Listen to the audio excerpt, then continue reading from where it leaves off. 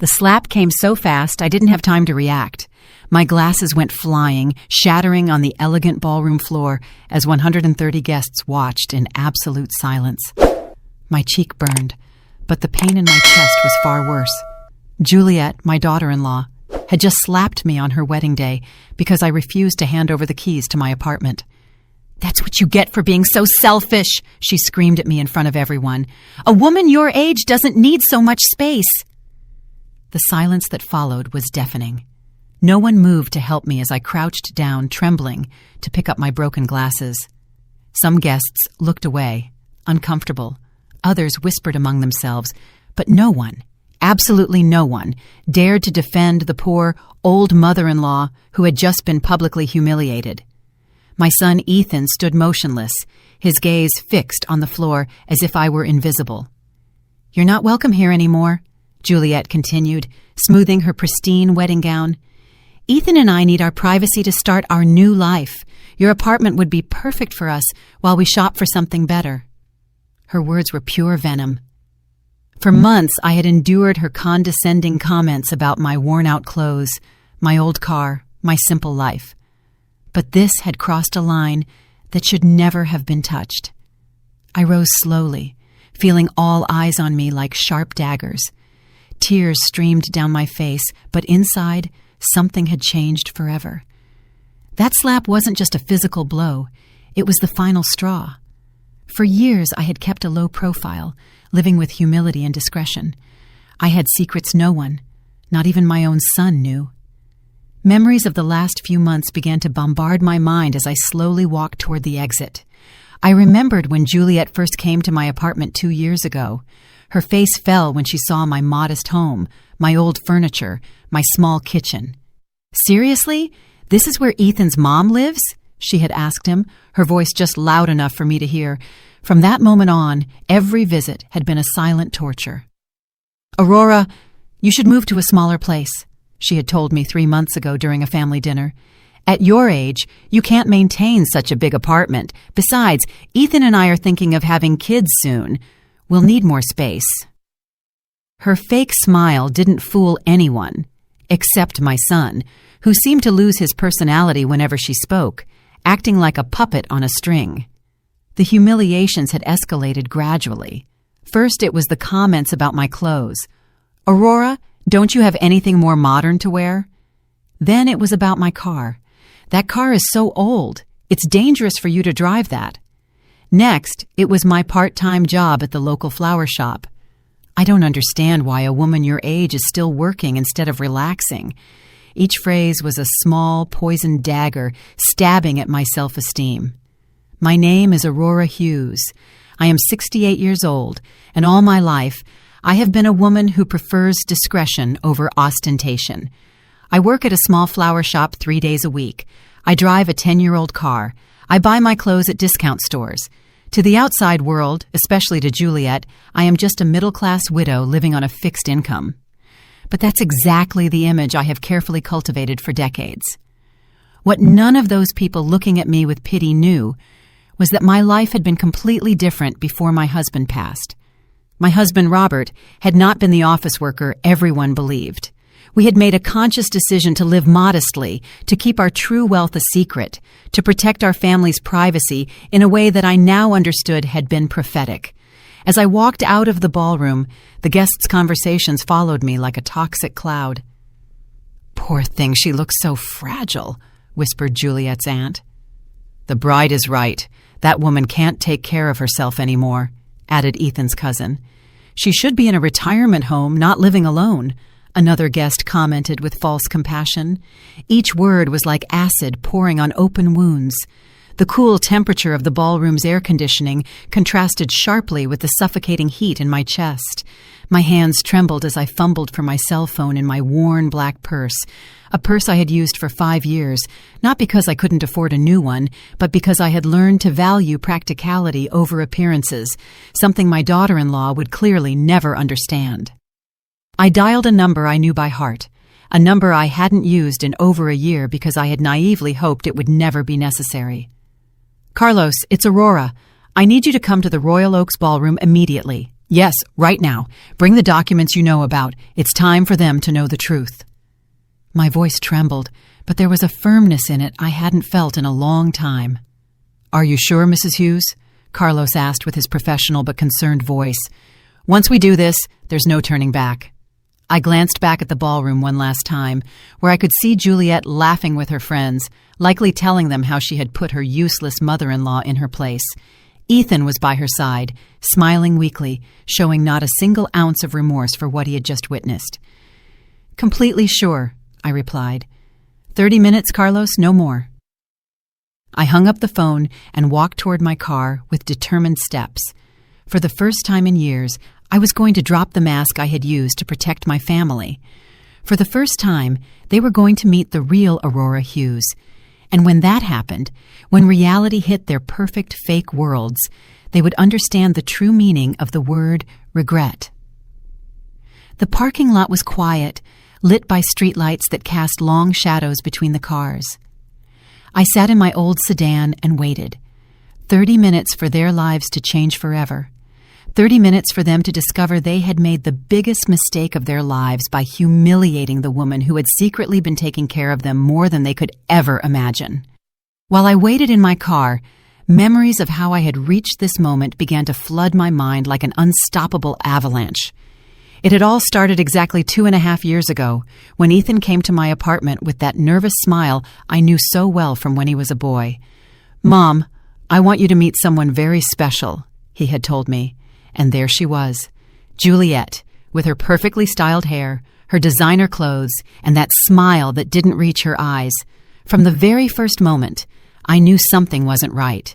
The way she looked at my apartment, evaluating every corner with thinly veiled disdain, told me everything I needed to know about her intentions.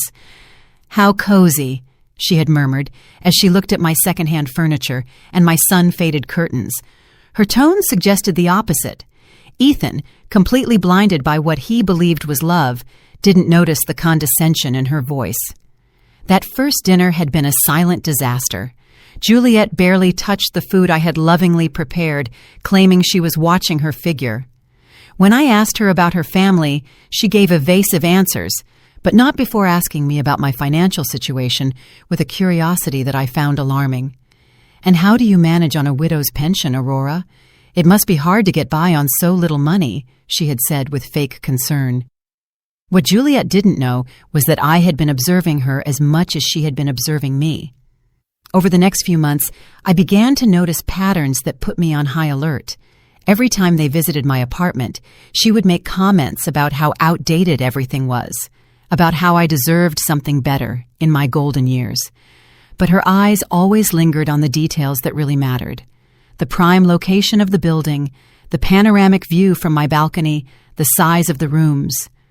One day, while Ethan was in the bathroom, I heard her speaking softly on the phone in my kitchen. "Yes, Mom. His mom's apartment is in a super expensive area. If I can get her to move to a smaller place, we could stay here until we have our own place. She's so naive, she'll probably even thank us for helping her with the transition." Her words cut through me like a knife, but I maintained my composure when she returned to the living room, feigning innocence. From that moment on, every interaction with Juliet became a carefully orchestrated performance on both our parts. She played the concerned daughter-in-law, worried about her mother-in-law's well-being, while I pretended to be the vulnerable old woman who needed guidance. But inside, I was gathering information, observing her moves, understanding her true motivations. It was like a game of chess where we both thought we were winning. The following months brought a gradual escalation in her attempts at manipulation. First, there were the subtle suggestions. "Aurora, I've seen some lovely apartments for people your age, with all-inclusive services and no maintenance worries." Then came the more direct pressures. "You can't keep living alone at your age. It's dangerous. What if you fall and no one finds out for days?" Each argument was designed to make me feel incompetent and helpless. Ethan, my own son, began to echo the same phrases like a trained parrot. "Mom, Juliet is right. Maybe it would be better for you to consider moving to a more manageable place." Seeing him gradually transform into that woman's puppet was more painful than any direct insult. The son I had raised with so much love and sacrifice now saw me as an obstacle to his happiness. The psychological campaign intensified after they announced their engagement. Visits became more frequent but also more tense. Juliet had started bringing real estate magazines and brochures for senior communities. "I'm just exploring options for you, Aurora. I want to make sure you have the best quality of life possible," she would say, spreading the materials on my coffee table as if it were a business negotiation. But I had been doing my own research. One afternoon, when they went out to run wedding errands, I decided to call an old friend who worked in real estate. "Amelia, I need you to investigate something for me," I told her. "There's a couple who are very interested in my apartment, and I want to know more about their real financial situation." What I discovered chilled me to the bone. Juliet and Ethan were neck-deep in debt. The wedding they were planning cost more than $50,000, completely financed with credit cards and personal loans. The apartment they were renting was on the verge of eviction for non-payment. The luxury cars they drove were financed with payments they couldn't afford. Their lifestyle was a facade built on suffocating debt. Everything started to make sense. The rush to get married, the insistence that I move, the constant comments about my economic vulnerability.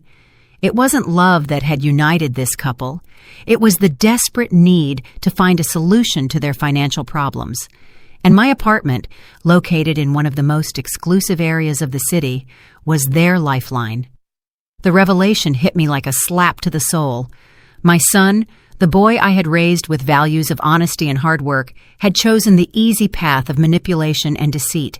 He had allowed an ambitious woman to convince him to see his own mother as a resource to be exploited instead of a person to be loved and respected.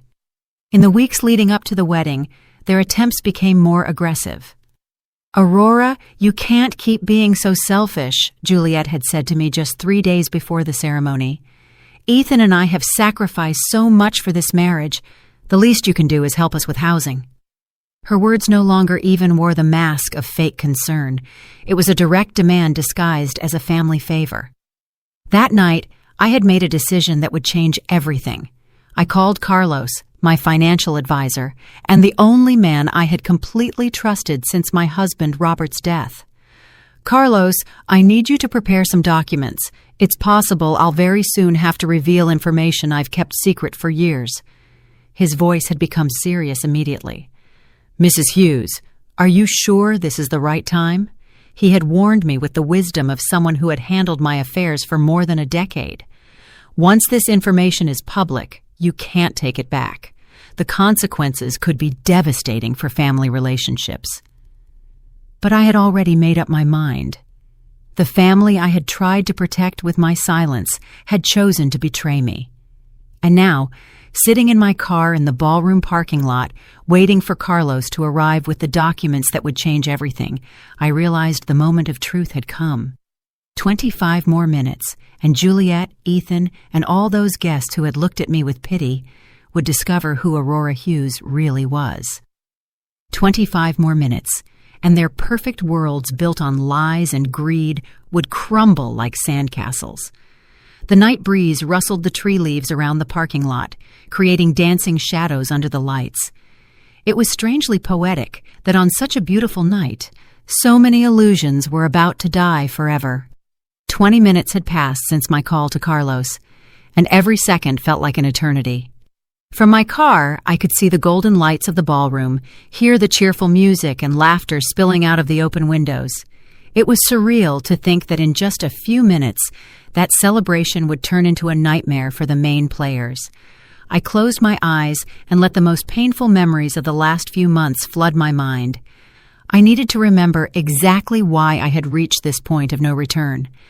The biggest humiliation had happened just 2 weeks before the wedding, during what Juliet had called an important family meeting. She had arrived at my apartment, accompanied not only by Ethan, but also by her parents, a perfectly planned ambush. "Aurora, we want to talk to you about your future," Juliet's mother, an haughty woman who looked at me as if I were a bothersome insect, had begun. "We believe it's time for you to make responsible decisions about your life," continued Juliet's father, a burly man who had surveyed my apartment with the eyes of an appraiser evaluating a property. "At your age, living alone in such a big place is not only unnecessary, but dangerous. What if you have a medical emergency and no one finds out for days? Their words were rehearsed, too perfect to be spontaneous. Ethan had remained silent throughout the conversation, nodding occasionally like a well-trained puppet. Seeing him there, sitting next to a family that treated me like an obstacle, was like watching the son I had raised die before my eyes. "Mom," he finally said, in a voice I no longer recognized. "They're right. Juliet and I have been talking, and we think it would be better for everyone if you moved to a place more appropriate for your age." "Appropriate for my age?" I repeated, feeling the anger begin to boil inside me. "And who gets to decide what's appropriate for me? You?" Juliet's mother exchanged a knowing look with her husband, as if my words confirmed something they had already discussed. "Aurora, we understand this can be difficult to accept, but you must think about what's best for Ethan and Juliet." "What's best for them?" I murmured, beginning to understand the true dimension of the conspiracy that had been woven behind my back. "And I suppose my apartment would be perfect for them to start their married life, right?"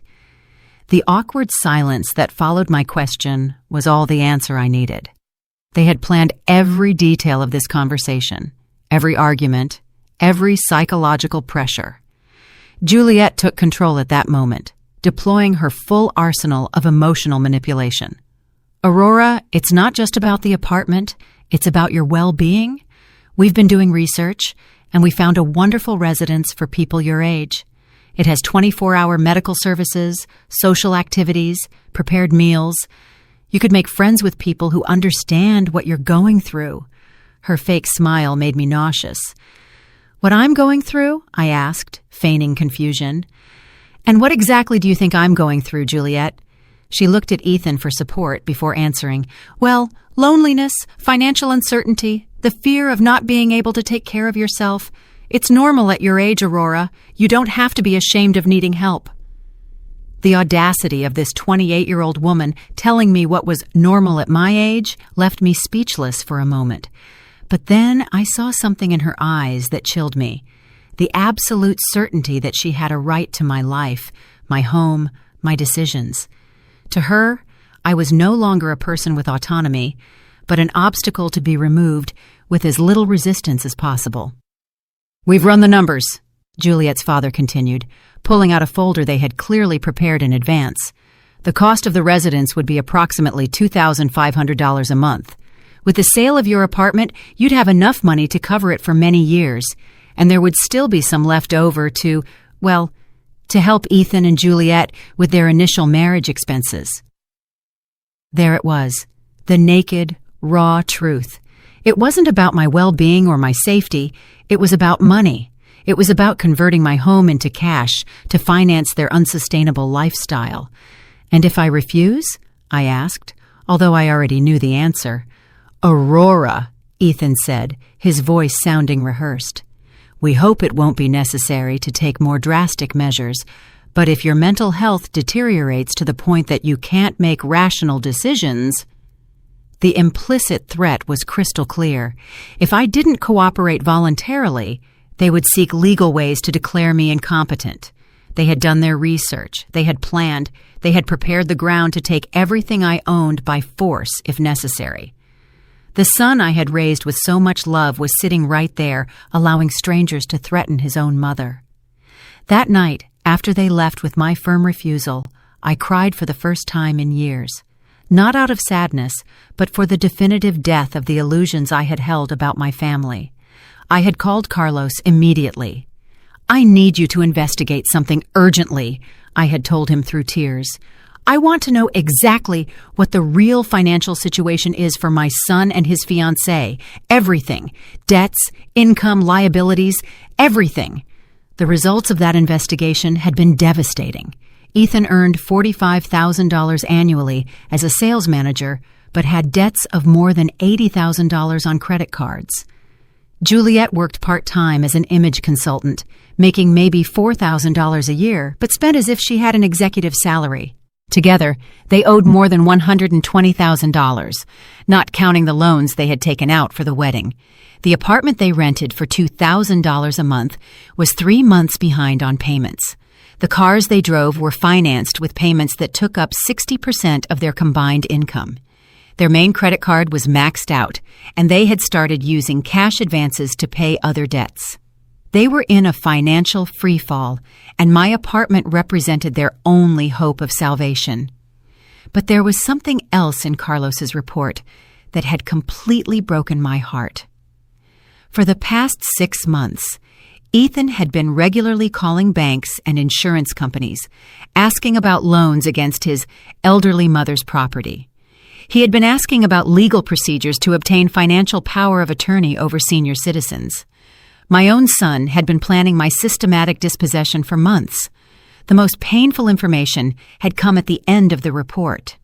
According to a private investigator Carlos had hired, Juliet had been telling her friends that she had sacrificed herself by getting engaged to an older, less attractive man because his mother had valuable properties and no competitive heirs. To her, marrying Ethan wasn't love. It was a strategic investment in my estate. That revelation had been the final straw. For weeks, I had considered simply revealing my true financial situation to them, thinking that maybe the shock would make them reconsider their behavior. But after reading that report, I understood that it wasn't about money or desperation. It was about a pure, calculated greed that had corrupted my son until he was unrecognizable. The days leading up to the wedding had been torture. Every phone call from Ethan was a new pressure to reconsider my position. Every visit from Juliet included poisonous comments about my stubbornness and selfishness. They had started to treat me as if I were already a senile old woman whose opinions didn't matter. The night before the wedding, Ethan had made his last attempt. "Mom, tomorrow is the most important day of my life. Please don't ruin it by being difficult. Juliet just wants what's best for all of us." His words had been the final confirmation that I had lost my son forever. The man who was getting married the next day was no longer the boy I had raised with so much love and sacrifice. And now, sitting in my car waiting for Carlos, I realized that everything had led to this inevitable moment. It wasn't about revenge or cruelty. It was about justice. It was about showing them the consequences of their actions. It was about teaching them that some lines should never have been crossed. 15 more minutes, and everything would change forever. My hands trembled as I dialed the number for Joseph, my neighbor from the apartment next door, a 70-year-old man who had been a silent witness to all the tense visits of the last few months. "Joseph, it's Aurora. I need to ask you for a very important favor," I said, my voice shaking. "Could you go to my apartment and bring me the brown folder from the second drawer of my desk?" "Yes, right now. It's urgent." Joseph had been like a brother to me since Robert passed away, and I knew I could trust him without him asking questions. While I waited, I remembered the conversation I had with Joseph just a week earlier. He had witnessed from his balcony when Juliet arrived with a real estate appraiser without notifying me. "Aurora, that girl brought a man with a briefcase who was measuring your apartment from the outside," he had told me with obvious concern in his voice. "When they saw me, they left quickly. I don't like what's happening at all." Joseph had been the first to notice the subtle changes in Ethan's behavior over the last few months. "Your son doesn't greet me like he used to," he had observed. "He used to stay and chat with me when he came to visit. Now he rushes in and out as if he's ashamed of something." His words had confirmed what my heart already knew. I had lost my son long before the slap that night. The folder I had asked Joseph for contained documents no one in my family had ever seen. Bank certificates, property titles, investment records that Robert and I had kept secret for decades. Documents that proved the poor widow living on a modest pension was actually a woman with enough resources to change lives with a single decision. 10 minutes later, Joseph appeared in the parking lot with the folder in his hands. "Aurora, what's going on? You look very upset," he asked as he handed me the documents. "It has to do with Ethan's wedding." I explained briefly what had happened in the ballroom. and I saw his face harden with every detail. "That woman is a viper," he muttered. "I always knew it." "Joseph, in a few minutes, a man named Carlos will arrive. When you see him, tell him I'm waiting for him here," I asked.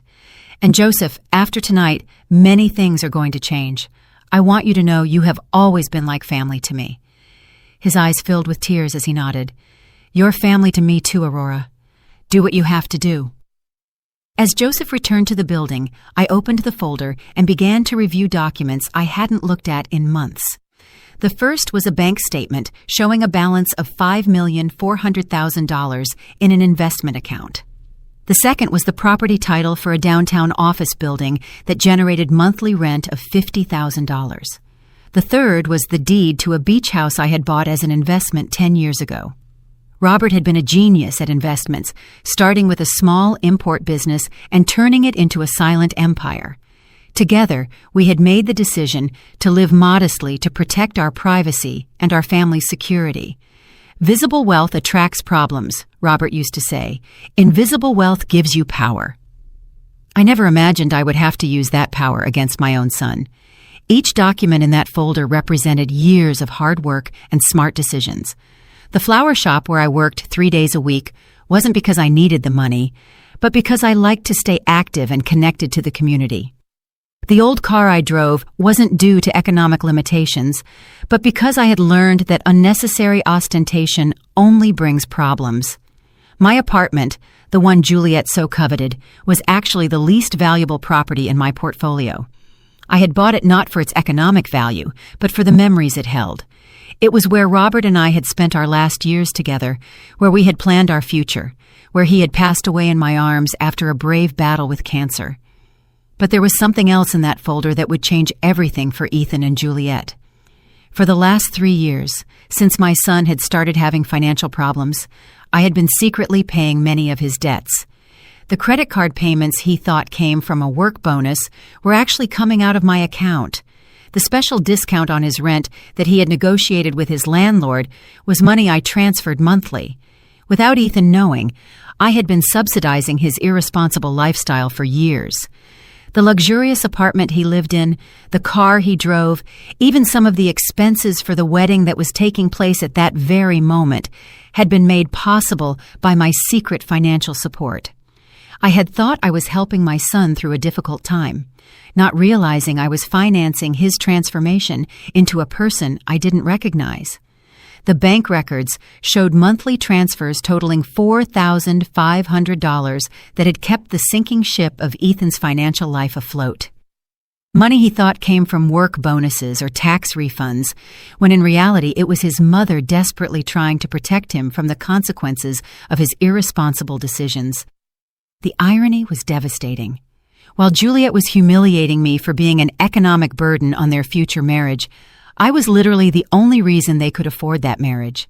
While they were planning to strip me of my apartment to solve their financial problems, I had been solving those problems in secret for years. I closed the folder and looked toward the ballroom once more. The lights were still shining, the music was still playing, the guests were still celebrating, but in less than 5 minutes, Carlos would arrive with the final documents I needed. In less than 5 minutes, the process of cutting all the financial threads I had used to protect a son who had chosen to betray me would begin. This is not revenge, I reminded myself. This is justice. This is about teaching them that actions have consequences, that greed has a price, that family is not something you can sell for economic convenience. I had tried to protect Ethan from reality for too long, and that protection had corrupted him until he was unrecognizable. Headlights of a car approached the parking lot, illuminating the night with a white light that momentarily blinded me. It was Carlos, punctual as always, arriving with the documents that would change everything forever. I got out of my car and walked toward him, feeling how each step took me further away from the Aurora I had been and closer to the woman I needed to become. "Mrs. Hughes," Carlos said as he got out of his car, a legal brief under his arm. "Are you completely sure about this? Once we go in there will be no way to undo what is about to happen." I looked toward the ballroom one last time, where my son and his new wife were probably still celebrating their victory over the useless old woman they had just humiliated. I have never been more sure of something in my life, Carlos. It's time for them to meet the real Aurora Hughes. Carlos opened his folder under the parking lot light and began to show me the documents he had prepared with his characteristic efficiency. Mrs. Hughes, here is the order for the immediate suspension of all bank transfers you have been making in Ethan Hughes's name, he said, pointing to the first paper. Also, here is the notice of cancellation of the lease agreement that you had confidentially guaranteed. The landlord will receive this document tomorrow morning. I took the papers with trembling but determined hands. Each document represented a thread that I had carefully woven for years to protect my son, and now I was cutting those threads one by one. "And the payment for the ballroom?" I asked, although I already knew the answer. "Cancelled," Carlos confirmed. "The deposit you had guaranteed will be withdrawn tonight. They will have until tomorrow to find an alternative form of payment." The magnitude of what I was about to do hit me like a cold wave. For 3 years, I had been the invisible safety net that had kept Ethan and Juliet's lives afloat. The apartment they lived in, the car he drove, even the wedding that was taking place at that very moment had all been made possible by my secret financial support. And now, in a single night, I was going to withdraw all that support definitively. "Carlos, I want you to understand something," I said to him as I signed each document with a determination I hadn't felt in years. "This is not cruelty or revenge. This is the only way for them to learn the real value of things. For too long, I protected them from the consequences of their actions, and that protection corrupted them into people I don't recognize." "I understand perfectly, Mrs. Hughes," Carlos replied with genuine respect in his voice. "In my 30 years as a financial advisor, I have seen many families destroyed by greed and ingratitude. What you are doing requires more courage than most people possess." His words gave me the final strength I needed to take the last step. We walked together toward the ballroom entrance, and with each step, I could feel my heart beating faster. It wasn't nervousness I felt. It was a strange mix of sadness for what I had lost and anticipation for what I was about to regain. My dignity, my self-respect, my right to be treated as a human being instead of as a resource to be exploited. The music stopped abruptly when we entered the ballroom. 130 pairs of eyes turned toward us, and I could see the confusion on the guests' faces. Some recognized Carlos immediately. After all, he had handled the financial affairs of several prominent families in the city for decades. His presence at social events usually meant that something important was about to happen. Juliet was the first to react. "What are you doing here, Aurora?" she shouted at me from the center of the dance floor, where she had been posing for photos with Ethan. "You already left once. Wasn't that enough drama for one night?" Her voice carried that arrogance I had come to know so well, but I could detect a note of nervousness that hadn't been there before. "Ladies and gentlemen," Carlos said in a clear, professional voice, "I apologize for interrupting this celebration, but I have urgent legal matters to discuss with Mr. Ethan Hughes and Mrs. Juliet Dawson." The silence that followed was so deep you could hear the hum of the air conditioning. Some guests began to pull out their cell phones, sensing they were about to witness something extraordinary. Ethan slowly approached, his face pale and his eyes full of confusion.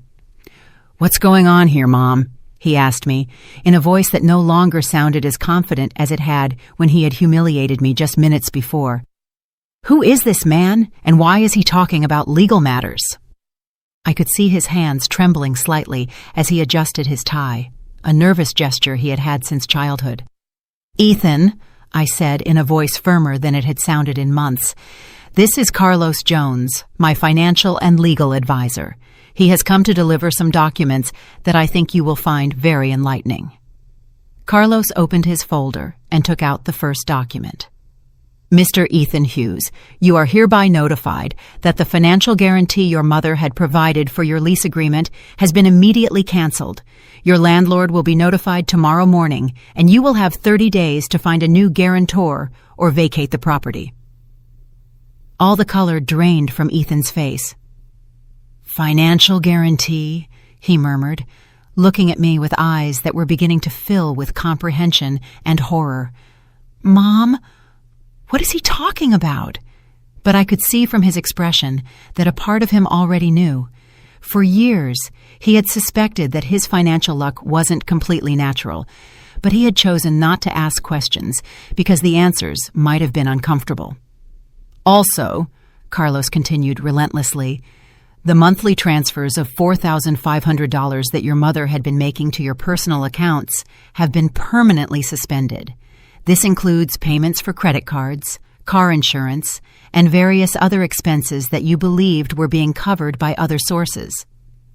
Juliet let out a gasp that echoed throughout the ballroom.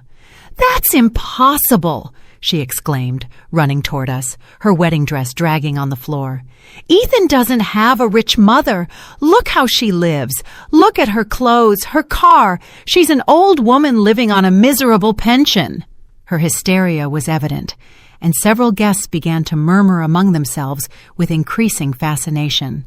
"Finally," Carlos said, taking the last document from his folder, "the guaranteed payment for this celebration has also been canceled. The ballroom management will have the right to demand full payment before guests can leave tonight." His words fell on the ballroom like a bomb, and I could see some guests nervously begin to move toward the exits. The realization hit Ethan like a hammer. "You," he muttered, looking at me with eyes that couldn't fully process what they were hearing. All this time, you've been paying for everything." His voice broke on the last word, and for a moment I saw the small boy he had once been, vulnerable and confused. "For 3 years, Ethan," I confirmed, in a voice that sounded strangely calm after the emotional storm I had been living through. 3 years in which I thought I was helping you get through a difficult time. 3 years in which I believed you would eventually recover and become the man I raised. 3 years in which I hoped you would remember the values I taught you. Juliet began to pace in circles, clutching her head with increasing desperation. "This can't be happening! This can't be real!" she screamed, as the guests watched her with a mix of horror and morbid fascination. "You're a poor old woman. You work at a flower shop. You drive a 10-year-old car. You can't have money." "Appearances are deceiving, Juliet," I said finally, feeling decades of careful performance come to an end. "For years, I chose to live simply because my husband and I believed that visible wealth attracts problems. It turns out we were right. It's just that the problems came from where we least expected them." The music had stopped completely, and the only sound in the ballroom was the agitated breathing of the newlyweds and the growing murmurs of the guests, who were beginning to understand that they were witnessing something completely unexpected. Some were already recording with their phones, instinctively knowing that this story would become urban legend. "Mom," Ethan said, his voice broken. "Please, there has to be some way to fix this. The wedding, the guests, everything." But I could see in his eyes that he was finally beginning to understand the magnitude of what he had lost. Not just money or financial support. He had lost his mother, the woman who had loved him unconditionally for 35 years. "The only way to fix this, Ethan," I replied, "was not to break it in the first place." The silence in the ballroom became deafening. 130 guests held their breath as they processed what they had just heard. Juliet stood motionless for the first time all night, her eyes darting between Carlos, the documents, and my face, as if trying to find a crack in the reality that was collapsing around her. Ethan just stared at me with an expression I will never forget, a mixture of shock, belated comprehension, and absolute horror. "Mrs. Hughes," Carlos said in a voice loud enough for everyone to hear, "would you like me to proceed with reading the full financial details?" His question hung in the air like a sword over the newlyweds' heads. I could see several guests moving closer, fascinated by the drama unfolding before their eyes. "Please, Carlos," I replied, with a serenity I didn't know I possessed. "I think everyone deserves to know the full truth." Juliet tried to interrupt with a desperate shriek, but Carlos raised a hand and continued with the precision of a surgeon performing a delicate operation. "Over the last 36 months, Carlos began, consulting his documents, Mrs. Aurora Hughes has transferred a total of $162,000 to cover the living expenses of her son, Ethan Hughes, and his fiancée. This includes $48,000 for rent payments, $44,000 for credit card payments, $18,000 for vehicle insurance, and $22,000 for miscellaneous expenses." A collective murmur swept through the ballroom. Some guests exchanged glances of astonishment. Others pulled out calculators on their phones to verify the figures. Juliet's mother, who had remained seated at the head table throughout the confrontation, slowly stood up, her face completely pale. "Furthermore," Carlos continued relentlessly, "Mrs. Hughes personally guaranteed the total cost of this celebration, including the ballroom, food, music, flowers, and photography, for an amount of $53,000. Money which, as I mentioned earlier, is no longer available to cover these expenses." Juliet finally found her voice, but what came out was more of a wail than coherent words. "This is impossible. It's a lie. No one can have so much money and live like a pauper." She turned to the guests as if looking for support, but found only fascinated faces, and some who were clearly amused by her desperation. "My dear Juliet," I said with a calm that contrasted dramatically with her hysteria, "you have just learned a very valuable lesson about judging people by appearances. For years, I chose to live simply because my husband Robert and I valued privacy above ostentation. It turned out to be a very wise decision." Ethan finally reacted, approaching me with hesitant steps. "Mom, please, there has to be an explanation. There has to be a way to resolve this. You can't destroy my life like this." His voice broke on the last word, and for a moment I felt a pang of maternal pain that almost made me waver. "Destroy your life?" I repeated, feeling the anger begin to boil inside me again. "I'm destroying your life? Wasn't it your wife who slapped me in front of 130 people? Wasn't it you who stood by without saying a word while I was being humiliated? Wasn't it you who planned to strip me of my home?" The truth of my words resonated in the ballroom like church bells. Several guests nodded, clearly remembering the scene that had started all this drama. Some even had videos on their phones of the slap Juliet had given me, digital evidence of the cruelty that had triggered this revelation. "But that was different," Ethan muttered, though his voice lacked conviction. "We didn't know. We didn't understand. We thought you really needed help." His excuses sounded pathetic even to himself, and I could see some guests exchanging looks of contempt. "You didn't know?" I asked, my voice rising for the first time all night. "You didn't know you were planning a family ambush to pressure me into selling my home? You didn't know you had brought a real estate appraiser without my knowledge? You didn't know you had been investigating legal ways to declare me incompetent if I didn't cooperate?" With each question, Ethan's posture shrank. Carlos took advantage of the moment to pull another document from his folder. "Mr. Hughes, I must also inform you that your mother has decided to amend her will. All assets that were previously designated for you to inherit have been redirected to charities dedicated to protecting seniors from family abuse." The impact of this declaration was like a silent explosion. Juliet staggered backward as if she had been physically hit. "You can't do that!" she shrieked, her mask of composure finally falling completely.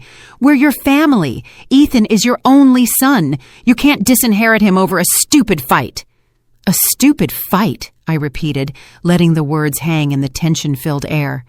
"Is that how you describe a family conspiracy to strip an old woman of her home? Is that how you justify slapping your husband's mother on her own wedding day?" My voice had turned icy, and I could see some guests flinch. Juliet's father, who had remained silent throughout the confrontation, finally approached with an expression of poorly disguised panic.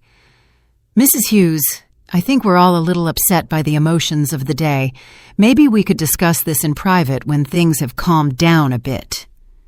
His tone was that of a man who had just realized he had bet on the wrong horse. "There's nothing to discuss in private," I replied firmly. "Everything I had to say has been said here, in front of the same people who witnessed my humiliation. You chose to make this public, so my response will be public." The guests' heads moved between us as if watching a tennis match, absorbed in every exchange. Carlos closed his folder with a dry snap that echoed throughout the ballroom. "Mrs. Hughes, all documents have been delivered and explained. The legal effects will begin immediately."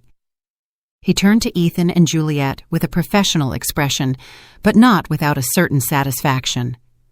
"I suggest you contact your own legal and financial advisors as soon as possible." Juliet finally collapsed. She literally dropped into a nearby chair and began to cry with uncontrolled sobs that echoed through the ballroom. "Everything is ruined," she murmured through her tears. "Everything we planned, everything we worked for. It's all destroyed." Her wedding dress, once immaculate, was now wrinkled and stained with tears. "No," I said, approaching her for the first time since the slap. "What's destroyed are the lies, the greed, and the lack of respect. What's destroyed is the illusion that you can treat people like objects and expect there to be no consequences." I stopped in front of her, forcing her to look up. "This is what happens when you mistake kindness for weakness."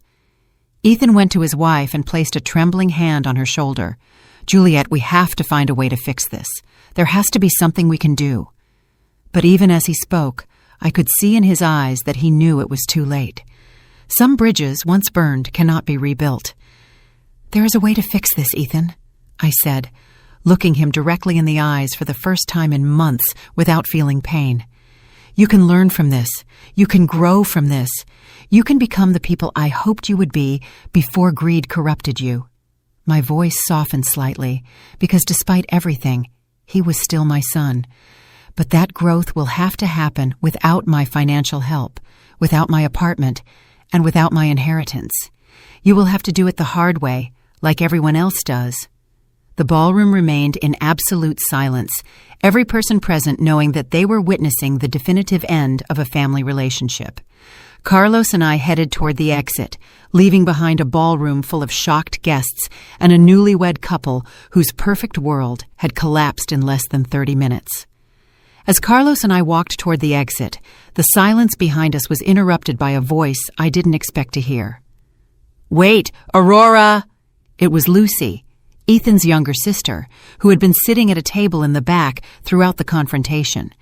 She ran toward us with tears in her eyes and an expression of absolute horror on her face. "Aunt Aurora," Lucy said in a trembling voice, "I didn't know anything about this. I swear Ethan never told me what they were planning with you." Lucy had always been my favorite niece, a 29-year-old who worked as a teacher and had maintained a close relationship with me even after Ethan had distanced himself. "If I had known what they were going to do to you, I would have tried to stop them." I stopped and looked at her, seeing in her eyes the same honesty I had known since she was a little girl. "I know, Lucy," I said softly, placing a hand on her cheek. "You have always been different. You've never seen people as opportunities or resources to be exploited." Her tears fell harder as she nodded, clearly devastated by her brother's actions. "But why did you never tell us about the money?" Lucy asked with genuine confusion. "Why did you keep all this a secret for so many years?" It was a question that deserved an honest answer, especially coming from someone who had always treated me with respect and genuine love. "Because your Uncle Robert and I learned a long time ago that money changes people," I explained, as some guests discreetly moved closer to listen. "We have seen families destroyed by inheritances, friendships ended by loans, and children who see their parents as walking pensions. We decided to live simply to protect the relationships that really mattered." Lucy nodded slowly, beginning to understand the wisdom behind my decisions. "But Ethan, he was different before. When we were kids, he would have defended anyone who hurt you. What happened to him?" Her question contained all the pain of a sister who had watched her brother transform into someone unrecognizable. "What happened to him was Juliet," I replied with sadness, but without bitterness. What happened to him was greed disguised as love, ambition without values, and me in my effort to protect him, depriving him of the chance to learn important lessons about responsibility and consequences. My answer resonated through the ballroom, where the guests were still engrossed in every word. Carlos had respectfully stayed to the side during this exchange, but now he approached and murmured something in my ear. "Mrs. Hughes, the ballroom manager is approaching. It seems he's already found out about the cancellation of the guaranteed payment." Indeed, I could see a burly man in a suit walking toward us with several papers in his hands and a very serious expression. "Mrs. Hughes," the manager said in a tense voice, "I just received a payment cancellation notice that is highly irregular. The contract for this celebration is guaranteed until tomorrow morning. Can you explain what's happening here?" His presence added a new layer of immediate reality to the crisis I had just triggered. "Mr. Martinez," I replied, remembering his name from the conversations we had when I secretly arranged the wedding payment. "The financial guarantee I provided for this celebration has been revoked due to extraordinary circumstances that have come to light tonight." I gestured toward Ethan and Juliet, who remained in the center of the ballroom like statues of despair. "I understand," Martinez said, looking at the scene with the experience of someone who had handled social events for decades. "And who will be responsible for the payment now? The total outstanding amount is $53,000, including the ballroom, food, music, flowers, and photography services." His voice was professional but firm, making it clear that someone would have to solve this problem immediately. Ethan finally reacted, approaching us with hesitant steps. "Mr. Martinez, there must be some misunderstanding. My mom, she can't just cancel the payment like that. We're family. This can be resolved." His voice carried a desperation I had never heard before, the desperation of a man who finally understood the magnitude of his situation. "Young man," Martinez said with the forced patience of a professional, "the financial guarantee was provided by Mrs. Hughes personally and privately. She has the legal right to withdraw that guarantee at any time. I now need someone to provide an alternative form of payment immediately, or I will be forced to suspend the event." Juliet approached, stumbling, her wedding dress now completely disheveled and her makeup smeared with tears. "You can't do this!" she yelled at Martinez. "It's our wedding day! You can't ruin our wedding day over money problems!" Her hysteria was evident, and several guests began to murmur among themselves with increasing discomfort. "Ma'am," Martinez replied with growing firmness, "I am not ruining anything. I am simply following the contractual terms that you signed. If you cannot provide an alternative payment immediately, I will have to ask all guests to leave and suspend all services." His ultimatum fell on the ballroom like a final sentence. The reality of the situation began to penetrate the minds of the guests. Some had already started to grab their bags and discreetly head for the exits. Others remained fascinated by the drama that continued to unfold, like spectators of a traffic accident they couldn't look away from. "Mom," Ethan said, approaching me with tears in his eyes for the first time since he was a child, "please, I know what we did was wrong. I know we hurt you. But there are 130 people here. There are photos. There are memories. You can't destroy all this over a fight." His voice broke on the last word, and for a moment I saw the little boy he had once been. "Ethan," I replied, with a calm that surprised me, "I am not destroying anything. You destroyed this when you chose greed over love, when you chose manipulation over honesty, when you chose to publicly humiliate me instead of treating me with the respect I deserve as your mother." Each word was like a dagger, but they were words that needed to be said. "But what are we going to do?" Juliet asked in a desperate voice, looking at the guests who continued to leave the ballroom. "How are we going to explain this? How are we going to pay for all of this?" Her panic was evident, and I could see she was finally starting to understand the real implications of her actions. "You're going to do what all responsible people do," I replied. "You're going to find ways to earn money honestly. You're going to learn to live within your means. You're going to discover what it means to work hard for the things you want, instead of expecting others to provide them for you." My voice had grown stronger, and I could feel decades of accumulated wisdom pouring out through my words. Carlos approached discreetly and murmured, "Mrs. Hughes, the legal process is complete. All documents have been delivered and explained. There is nothing more we can do here." His message was clear. It was time to leave, to let Ethan and Juliet face the consequences of their decisions without my presence as a distraction. Lucy approached once more and hugged me tightly. "Aunt Aurora, I want you to know that you will always have my respect and my love, no matter what happens with Ethan." Her words were like a balm for my wounded heart, reminding me that not all family had been corrupted by greed. "And you will always have mine, Lucy," I replied, returning the hug. "Remember this night when you make important decisions in your life.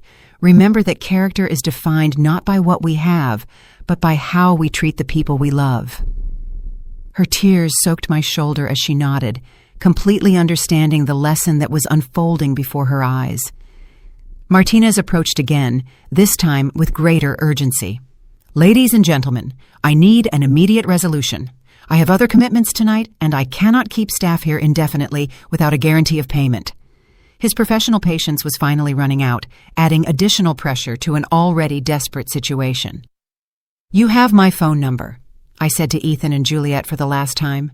"When you are ready to have a real conversation about respect, values, and responsibility, when you have learned what it means to earn things for yourselves, when you can look me in the eye and offer me a genuine apology for what you did to me tonight, then we can talk. But for that," I added, looking at them directly, "first you will have to find a way to solve the mess you created here, all on your own." With those words, I turned and walked toward the exit with Carlos, leaving behind a ballroom full of chaos, despair, and the harsh reality of deserved consequences. 3 days after the wedding, my apartment had become a refuge of peace I hadn't experienced in years. Joseph had come over every morning with coffee and pastries from the local bakery, making sure I was okay after what he called the night Aurora reclaimed her dignity. His visits had been a balm for my soul, reminding me that I still had chosen family who valued me for who I truly was. The phone had rung incessantly for these 3 days. Ethan had called 37 times, leaving messages that evolved from initial anger to desperate pleading. Juliet had sent 14 text messages, each more hysterical than the last. Her parents had shown up at my door twice, demanding that I fix the mess I had caused, but I had held my ground with a calmness that surprised even myself. Carlos arrived that morning with news that, while expected, was devastating in its full scope. "Mrs. Hughes," he had told me as we drank tea on my balcony, "I have received reports from all fronts. Ethan and Juliet were evicted from their apartment yesterday morning. The ballroom has initiated legal proceedings to recover the $53,000 owed. Their credit cards have been canceled for non-payment." "And where are they living now?" I had asked, although a part of me already knew the answer. "With Juliet's parents," Carlos replied. "Apparently, it's a 2-bedroom apartment where 3 people already live. The situation is tense, according to my sources." His expression suggested that tense was a very conservative description of reality. That afternoon, while I was watering my plants on the balcony, I saw a familiar car park in front of the building. It was Lucy, but this time she wasn't alone. With her was Amelia, my old friend from the real estate sector, and to my surprise, Joseph got out of the back seat. "Aurora!" Lucy yelled from the sidewalk. "We need to talk to you. There are things you need to know." When they arrived at my apartment, their faces wore a mixture of urgency and concern that immediately put me on alert. "Aunt Aurora," Lucy began, "I've been investigating some things since the wedding night, things I think you need to know before it's too late." She sat on my couch with a folder in her hands that looked as official as the one Carlos had carried to the ballroom. "Too late for what?" I asked, pouring her some tea while trying to stay calm. Amelia cleared her throat and spoke for the first time. "Aurora, for the last 3 days, I've been doing some digging into Ethan and Juliet's financial situation. What I found goes beyond what any of us imagined. They had been planning this for more than a year," Amelia continued, opening the folder to reveal documents that made me feel sick to my stomach. I found evidence that Juliet had been consulting with lawyers specializing in mental competency cases for seniors. They had a detailed plan to legally declare you incompetent and gain control over all your properties. Joseph, who had remained silent until then, leaned forward with a grave expression. Aurora, there's more.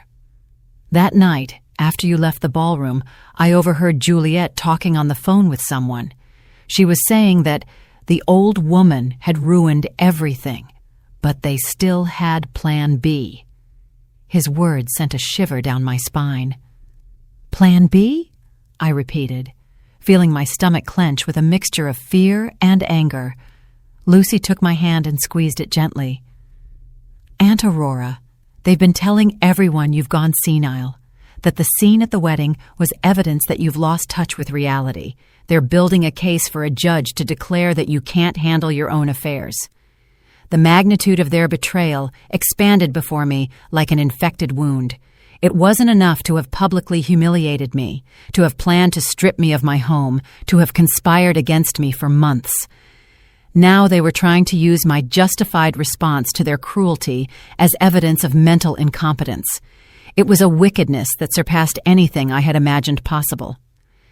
But that's not all, Amelia added, her voice trembling. I've discovered that Juliet has been spreading rumors in the neighborhood about your erratic behavior. She has visited several of your neighbors, suggesting that they should report anything concerning they observe about you. The systematic nature of her defamation campaign left me breathless. Carlos, who had returned for our scheduled meeting, entered the apartment at that moment and found the atmosphere thick with tension. Mrs. Hughes, I see you've already found out about some of the recent maneuvers. His expression was more serious than I had ever seen it. I have some additional news that confirms what your friends have discovered. Ethan filed a preliminary petition yesterday, Carlos said, pulling documents from his own folder.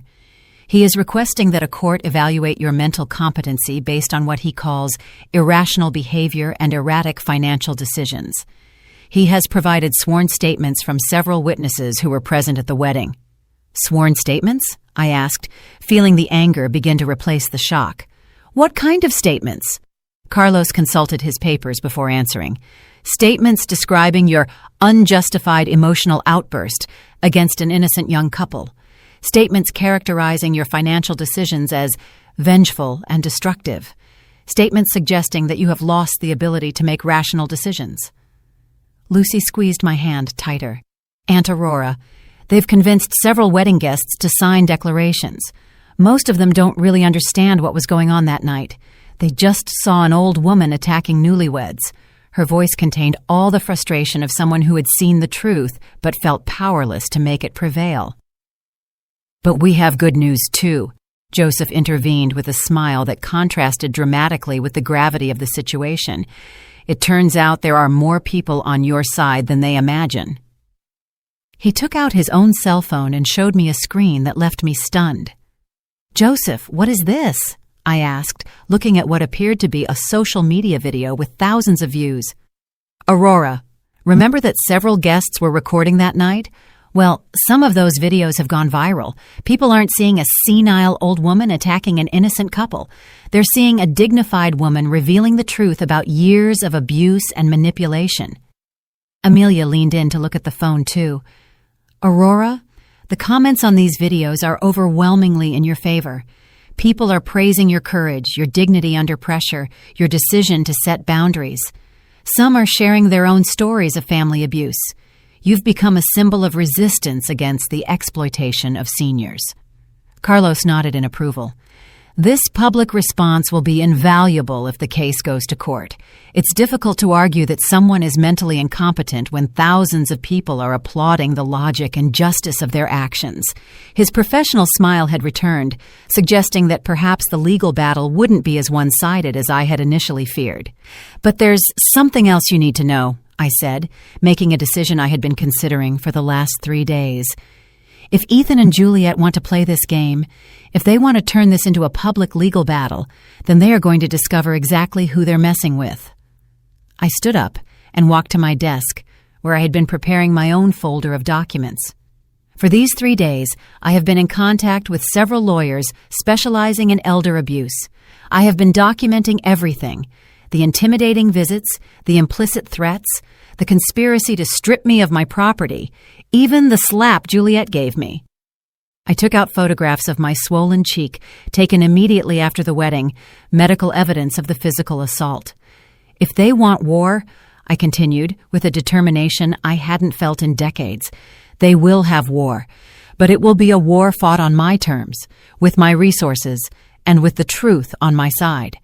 Furthermore, I added with a smile that surprised even myself, I have decided to do something I should have done years ago. I am going to tell my full story publicly. I am going to show the world exactly what happens when greed is disguised as family love. The room filled with a new energy, the energy of people who knew that justice was on their side and that they had the resources to make it prevail. 6 months after that night that divided my life into a before and an after, I found myself sitting in the most important television studio in the city, waiting for the interview to begin that would tell my full story to the entire country. The program, Stories of a Lifetime, had contacted Carlos after the wedding videos had accumulated more than 2 million views on social media. My story had become a national symbol of resistance against family abuse of seniors. The journalist, Catherine Diaz, a woman respected for her professional integrity, reviewed her notes while the technicians made the final lighting adjustments. "Mrs. Hughes," she said to me with a warm smile, "I want you to know that you have inspired thousands of people with your courage. We have received hundreds of letters from viewers who have lived through similar situations." During these 6 months, many things had changed. The legal case Ethan and Juliet tried to build against me collapsed spectacularly when Carlos presented evidence of their conspiracy to declare me incompetent. Not only did they lose the case, but they were fined for legal frivolity and ordered to pay my attorney fees, which amounted to $45,000. The bankruptcy that followed was swift and devastating. Ethan had lost his job when his employer found out about the public scandal. Juliet had tried to start an image consulting business, but the viral videos had ruined her professional reputation. They were now living in a one-bedroom apartment in the suburbs, working part-time jobs and struggling to pay their accumulated debts. "We are on the air in 5 minutes," the program director announced. I looked at the cameras that would soon broadcast my story to millions of homes, feeling a mix of nervousness and determination. At my side was Carlos, who had agreed to appear with me to explain the legal aspects of the case. In the audience were Joseph, Lucy, and Amelia, my pillars of support during these difficult months. The most painful thing about these 6 months had been Ethan's complete silence. After losing the legal case, he had made no attempt to contact me. There were no calls asking for forgiveness, no letters explaining his behavior, no acknowledgement that his actions had been wrong. It was as if he had decided that it was easier to hate me than to face the reality of what he had done. Juliet, on the other hand, had tried to contact me several times. Her messages had evolved from legal threats to desperate pleas for financial help. The last message, received just 2 weeks earlier, said, "Aurora, I know we made mistakes, but we're family. Ethan is sick with stress and I'm pregnant. Please, you can't let your grandchild grow up in poverty." The news of the pregnancy had been like a dagger to my heart. I was going to be a grandmother, but my grandchild would grow up in a home filled with resentment toward me. However, I had learned the most difficult lesson of my life. I couldn't save people who didn't want to be saved. Trying to do so only perpetuated their destructive behavior. "Mrs. Hughes, we'll start in 30 seconds, Catherine informed me.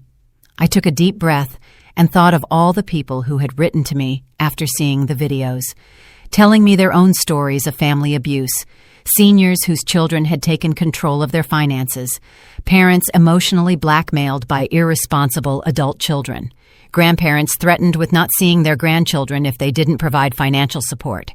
We are live in 3, 2, 1. The red light on the camera came on, and Catherine began with an introduction she had rehearsed perfectly. Good evening and welcome to Stories of a Lifetime. I am Catherine Diaz, and tonight we have with us Aurora Hughes, a 68-year-old woman whose story has shocked the nation and put the issue of family abuse against seniors at the center of a national debate.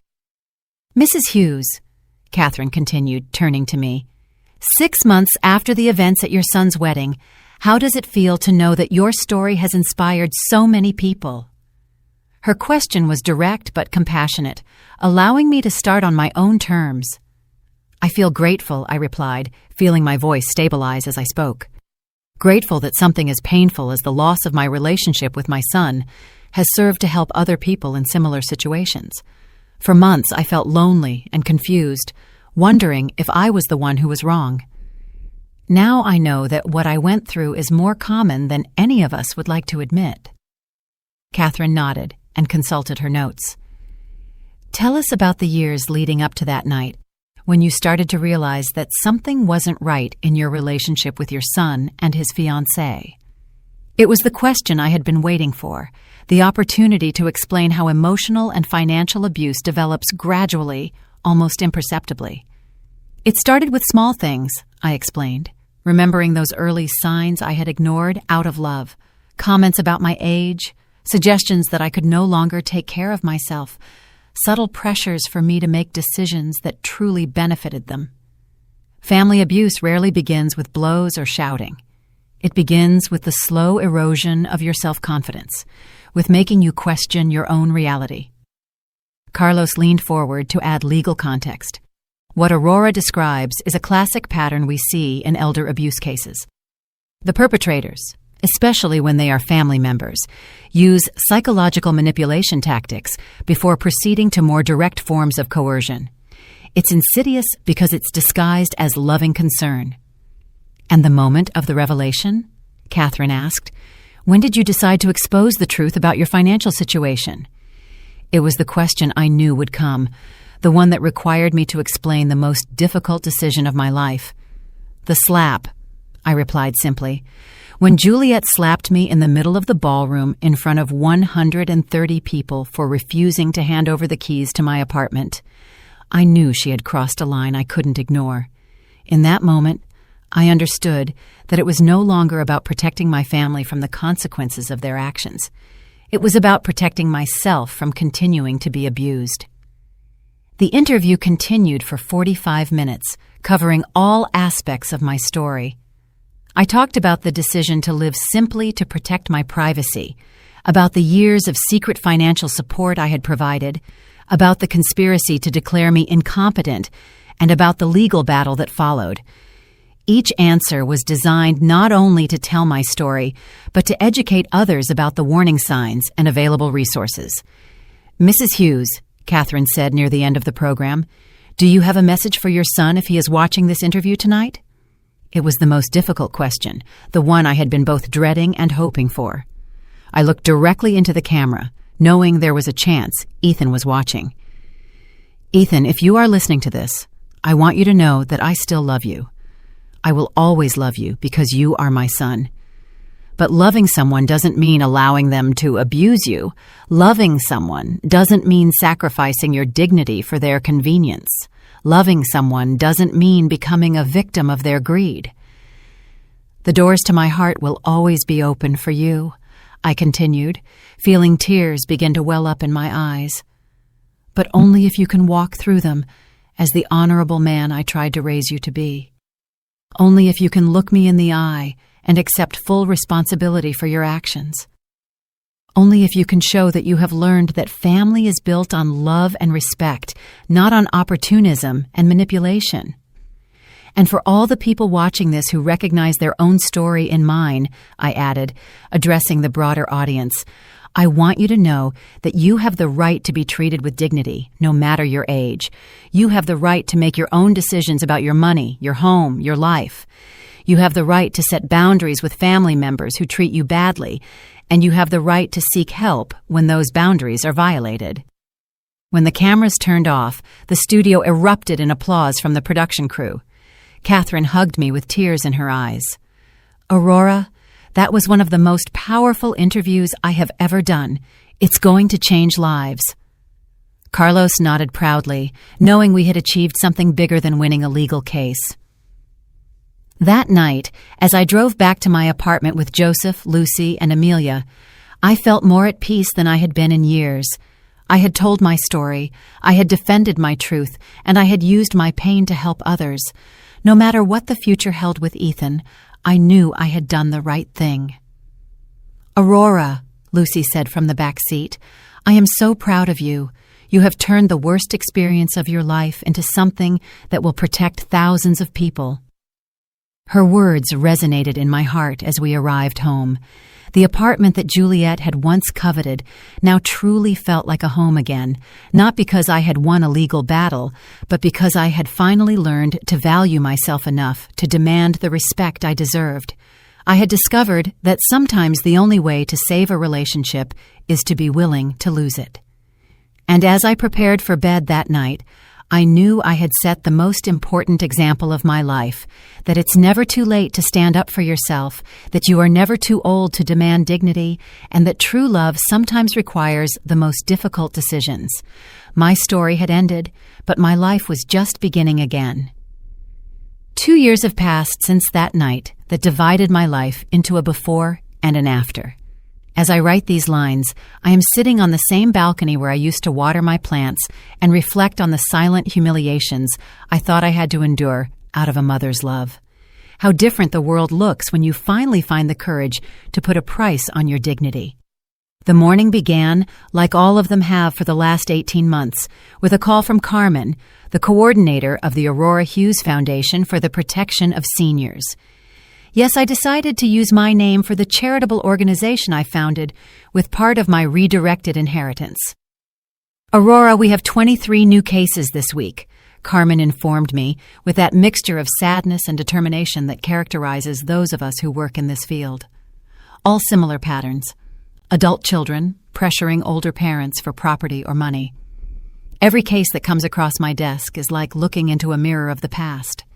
Yesterday, I reviewed the file of a 72-year-old woman whose daughter convinced her to sell her house for her own good, only to discover that the money financed a failed business and a vacation in Europe. The day before yesterday, it was a 69-year-old man whose twins emotionally blackmailed him. "If you don't lend us $50,000, you will never see your grandchildren again." The irony is not lost on me. I have turned my worst personal experience into my most meaningful life purpose. The foundation has helped more than 400 seniors regain control over their finances, their properties, and, most importantly, their self-esteem. We have specialized lawyers, social workers, psychologists, and a support system that I wish I had had when I felt so lonely and confused. Joseph is still my dearest neighbor, although he is now also my foundation's vice president. His 72 years are filled with a renewed energy since he started giving lectures on how to detect family manipulation. "Aurora," he told me last week as we were reviewing cases, "I never thought my golden years would include becoming a detective for dysfunctional families, but it's the best adventure I've ever had." Lucy moved into the apartment next door a year ago. After her divorce from a marriage that had lasted only 8 months, she decided she needed to be close to the bravest person she knows. Working as the Foundation's educational director has given her a purpose she never found in her career as a traditional teacher. "Aunt Aurora," she tells me frequently, "you taught me that sometimes real family doesn't come from blood, but from those who choose to respect you unconditionally." The success of my public story has brought unexpected consequences. The book I wrote with the help of an investigative journalist became a national bestseller. When Love Hurts, An Elderly Woman Fights Back has sold more than 200,000 copies, and all the royalties go directly to the foundation. The letters I receive from readers are living testimonies that my experience resonated in thousands of homes where silence had been the norm. Carlos is still my financial advisor, but now he is also the foundation's principal accountant. His experience in handling the legal aspects of my confrontation with Ethan has become an invaluable asset in helping others in similar situations. "Mrs. Hughes," he told me during our monthly meeting, "we have recovered more than $3 million in properties and savings that abusive family members had illegally obtained. The question everyone asks me, the one that comes up in every interview and every deep conversation, is if I miss Ethan. The answer is complex and painful. I miss the child he was, the young man who had shown flashes of kindness and honor. I miss the illusion of the family I thought we had, but I don't miss the last few years of manipulation, emotional blackmail, and systematic disrespect. Ethan tried to contact me exactly 3 times during these 2 years. The first was 6 months after the television interview, when apparently some co-workers had seen the show and started treating him differently. The second was when his son, my grandson Oliver, was born 14 months ago. The third was 3 months ago when Juliet left him, taking the baby and half of their meager possessions. Each time he called, it was to ask for financial help, never to offer a genuine apology or acknowledge the harm he had caused. His pattern of thought remains identical. He sees his problems as external injustices, not as consequences of his decisions. The last conversation lasted less than 5 minutes and ended when he said, "Mom, your pride is more important than your grandson." I replied with a clarity that surprised me. "Ethan, my dignity is exactly as important as my grandson, and I hope that one day he learns that lesson better than you did." It was the first time I had ever hung up the phone on my son, and it was also strangely liberating. The topic of Oliver, my grandson, is the only one that can still make me cry. He is 14 months old and does not know me. When Juliet left, she took all the family photographs, including the few I had of him. I have created a trust fund for his college education, administered by Carlos, that will be available when he turns 18, regardless of the relationship we have by then. Maybe, Amelia tells me during our weekly dinners, when Oliver is older, he will seek his own answers about what happened in his family. Maybe he will find the courage to get to know his grandmother for himself. Amelia has become my closest confidant, especially since she also had to set difficult boundaries with toxic family members a decade ago. What surprises me most about these 2 years is how much my physical and mental health have improved. During the last few years with Ethan and Juliet, I had developed chronic insomnia, constant headaches, and an anxiety that kept me in a state of permanent alert. My doctor says my current tests show the stress levels of a woman 10 years younger. Aurora, Dr. Hernandez, told me during my last checkup, "It's impressive how the body responds when we eliminate sources of toxic stress. Your blood pressure is perfect, your sleep is restorative, even your posture has improved." He's right. I walk more upright. My voice sounds firmer, and my hands no longer tremble when I make important decisions. The flower shop where I worked closed a year ago, but I found a new passion in the community garden I helped establish in the building. I teach other older residents about medicinal plants and organic growing techniques. It's an activity that connects me with the earth and with people who appreciate accumulated wisdom instead of seeing it as obsolescence. My current routine includes 3 days a week at the foundation offices, 2 days visiting the homes of seniors who need emotional support, and weekends dedicated to writing my second book.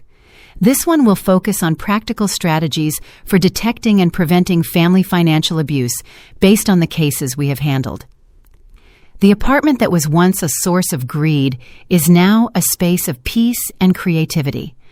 I have converted Ethan's old room into an office where I receive people who need guidance. The walls are filled with thank you letters, photos of families we have helped reconcile in a healthy way, and diplomas from the universities where I have given lectures.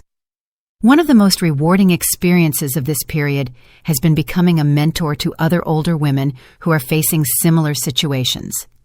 Margaret, 74 years old, came to the foundation 6 months ago after her son sold her car without permission to pay off gambling debts.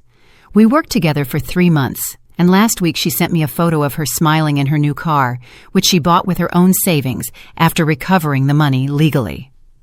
"Aurora," Margaret wrote to me in her letter, "you taught me that setting boundaries is not cruelty, it's survival. You taught me that self-love is not selfishness, it's a necessity.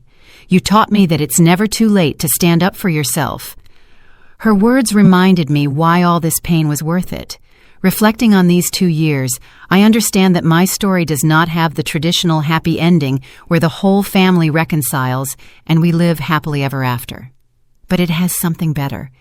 It has authenticity, reclaimed dignity, and a purpose that transcends my personal pain. I have learned that sometimes the greatest demonstration of self-love is to walk away from those who insist on hurting you. If I could send a message to the past, to the Aurora who walked into that wedding ballroom 2 years ago, I would say to her, have courage. What is about to happen will be painful, but on the other side awaits a life more authentic than you ever imagined possible. Peace awaits you, the peace that comes from knowing you will never again allow anyone to treat you as if you are disposable. Tonight, as I finish writing these reflections, I look toward the future with renewed hope. Tomorrow, I have a meeting with senators to discuss new legislation to better protect seniors from family abuse. Next week, I am inaugurating the Foundation's 3rd Regional Center. Next month, I will begin a documentary series on this topic that will be broadcast nationally. My life at 70 is richer, more meaningful, and more authentic than it was at 68. I have learned that the end of a toxic relationship is not a loss. It's a liberation. I have discovered that true family is chosen as much as it is inherited, and I have proven that it is never too late to write a new chapter in your own story. When people ask me if I regret what I did that night, my answer is always the same. Did you like my story, and which city are you listening from? Let's meet in the comments. If you like the story, you can support me by sending a super thanks so I can keep bringing more stories like this. Thank you so much for your sweet support. I'm looking forward to your comments on the story. On the screen, you can see 2 new life stories that I highly recommend. There's so much more on my channel. Don't forget to subscribe. See you in the next life story with love and respect.